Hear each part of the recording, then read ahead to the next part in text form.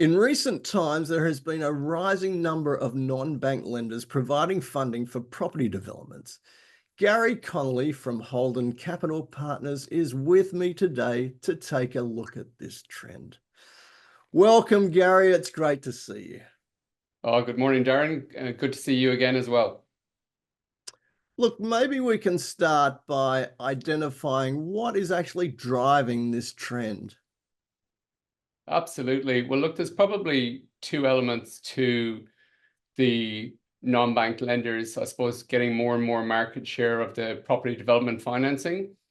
I suppose the first element would be the bank's actual appetite to fund. And so obviously the nature of a property development is that in theory, it should only take 1 to 2 years maximum, depending on the complexity of the project to deliver. Yeah. And really for the bank's profit margins, they're more interested in doing 30-year home loans than they are in participating in the development space. Probably before COVID, they had too much of a share of their portfolio in the space and have, I suppose, used it as an excuse in a sense to wind that back. The second point there would be the new capital requirements imposed by APRA means that the banks are needing to lend to industries and clients where they can maximize their return on capital. And so what we're probably observing is most of the projects banks are funding would be to their kind of really good long-term clients, and any new to bank clients, it's not really something that they have appetite for. And so that's the bank side of it in terms of their actual appetite to lend. Yeah. In terms of the actual hurdles with getting funding with banks, if they will, that's the other side of it. So serviceability, pre-sales, and timing for approvals are probably the three elements I'll touch on. So a lot of property developers have really lumpy cash flow in a sense that all their equity goes in upfront in a project, and their payday is when they sell the last 10% of the building after the financier is paid out. And so as a result, if the bank are trying to run that through their serviceability test, it's not really going to pass the muster. And so a lot of developers will fall down on that element. The other one is pre-sales. So whilst pre-sales have been good in the past, probably over the last 2 or 3 years, they've, and since COVID, I guess, worked against people. So they've had pre-sales locked in at a certain level. Costs, labor, materials, etc., have risen. And if they've locked in their pre-sale values, they're not able to offset the rising cost to actually deliver the project. So developers that didn't have pre-sale and were able to kick off their project and get it funded, let's say with a non-bank, their gross realizations of the project have actually increased throughout the project term, and they've forgiven a lot of sins, be it labor costs or construction costs, etc. So they'd be the main elements, as well as timing for approval. So even if you have a project that the bank will fund, you can pass the serviceability, you've got the pre-sales.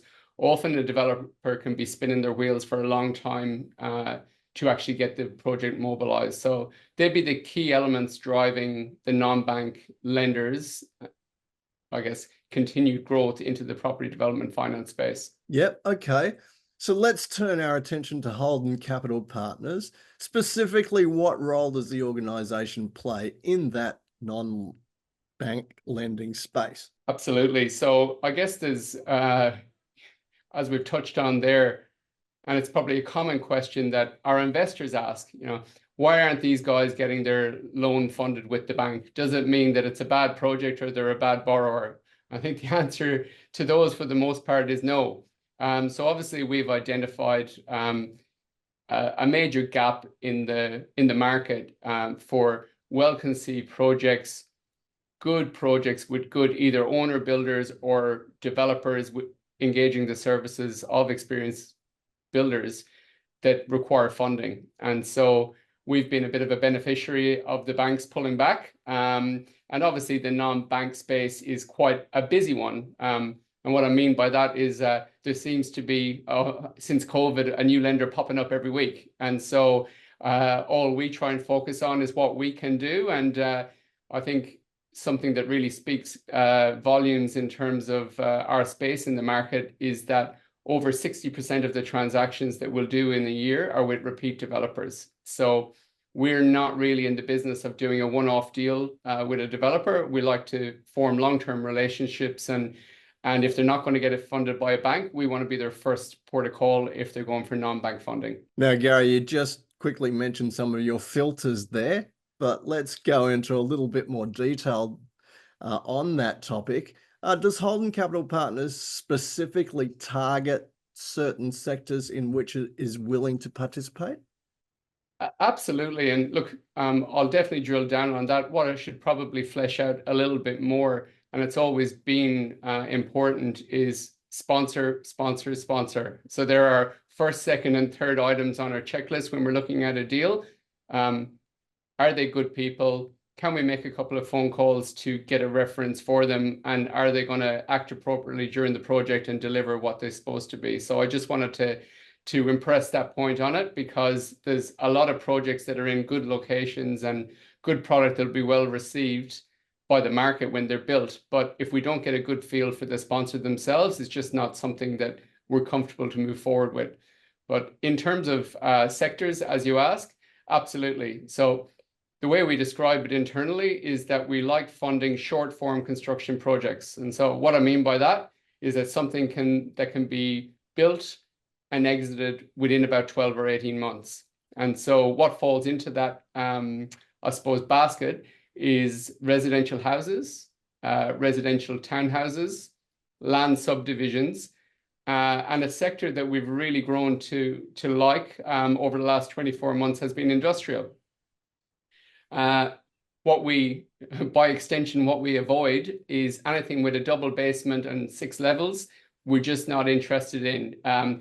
The opportunities we like to provide to our investors, we like loan terms anywhere from 9 to 15 months, but 15 months is probably the upper limit. We also don't take on, we don't bite off more than we can chew, I suppose is a better way of explaining it. Our loan sizes vary from about 2 million to 12 million. And by extension of that, the projects that we're funding, whilst the upper limit of it are substantial projects, they're not something that we're going to be stuck in for 2 or 3 years. So that's our sweet spot at the moment, and they're the opportunities that we're going to look to continue to deliver to our investors.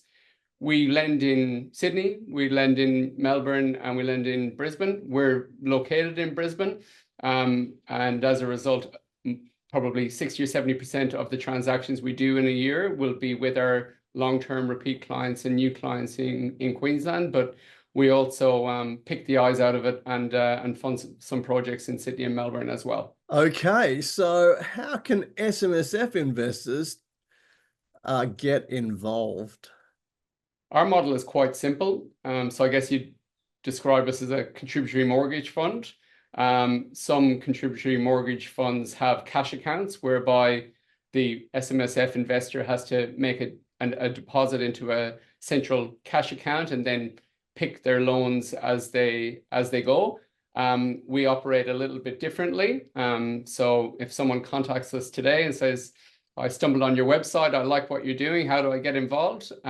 We request obviously their contact details and a certificate from their accountant confirming that they're a sophisticated investor.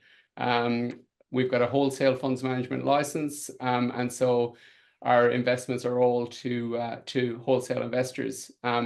They're then given access to our dedicated investor portal. So throughout COVID, we actually invested quite a bit of money in custom building an investor portal that specifically suited our business. We joke internally that if COVID didn't happen, we still wouldn't have a portal because it just gave us all a bit more time at home to work with the developers and get it done. But it's been up and running now for a number of years, and it just means that the investors who deal with us, apart from the initial form that they fill out to capture signatures and bank details, etc., everything is done on the investor portal, which is good. Nowadays, people don't want to print things off and scan them in, and people are time poor.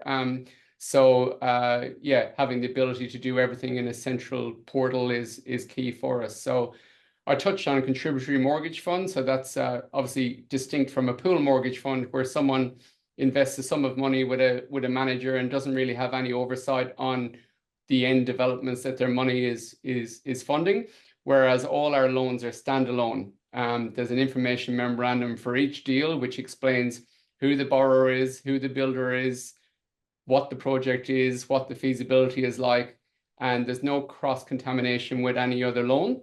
So if they like that location and they like the project, they invest their money in that. It goes in at the start of the project and it comes out when that project completes and the stock is sold down. So I think people like that, particularly the more sophisticated long-term, I suppose, private debt investors. They really want to have full visibility on where their money is going. So yeah, we're really happy with the way our fund is set up and is able to achieve that for those investors. And Gary, is there a minimum investment amount that people have to put up to participate in these projects? And also, what's the risk and return profile they can expect from an allocation to Holden Capital Partners? Yeah, good questions, Darren. So firstly, in terms of the minimum investment, it's 100,000 per loan. So we'd literally have, I think we've 32 loans at present on our books. We would have investors that would literally have 100,000 in each loan. So people can spread their risk amongst those loans, which is, you almost create a bit of diversification in your own portfolio by picking these individual loans yourself. And so people like that. Some loans will repay early, some will repay on time, and others will be late.